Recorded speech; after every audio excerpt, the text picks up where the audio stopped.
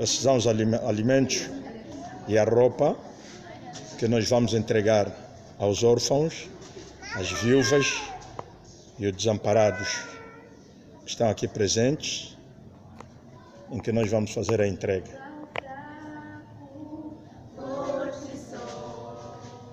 As mamães que vão entregar as coisas, faz favor.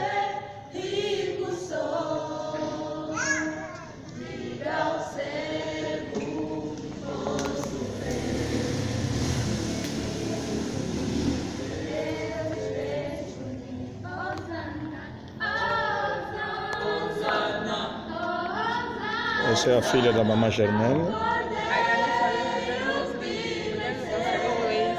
Muito obrigada por pessoas que ajudaram também para mim conseguir essas coisas. Obrigada. Deus seja louvado. Pode tomar o teu lugar. Espera aí, menina. Agora, ela sozinha vai conseguir isso?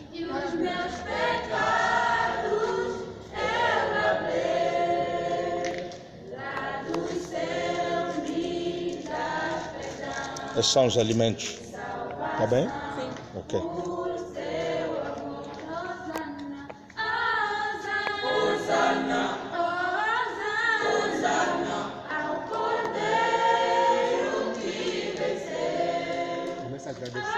Não, espera vir a comida.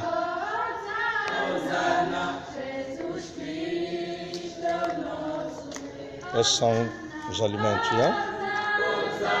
Agora, o que diz? Fala. Muito obrigado pelo gesto, pela obra de caridade.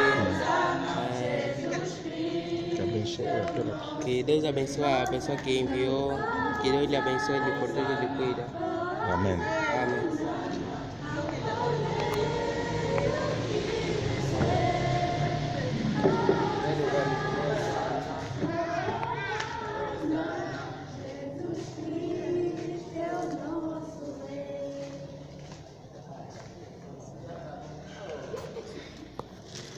Essa é a menina Lua.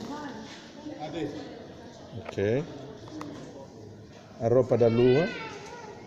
Da roupa dela. Fala, quero ouvir. Palavra de agradecimento. Fala. Luba. Fala. Hum? Fala. E eu não estou Luba.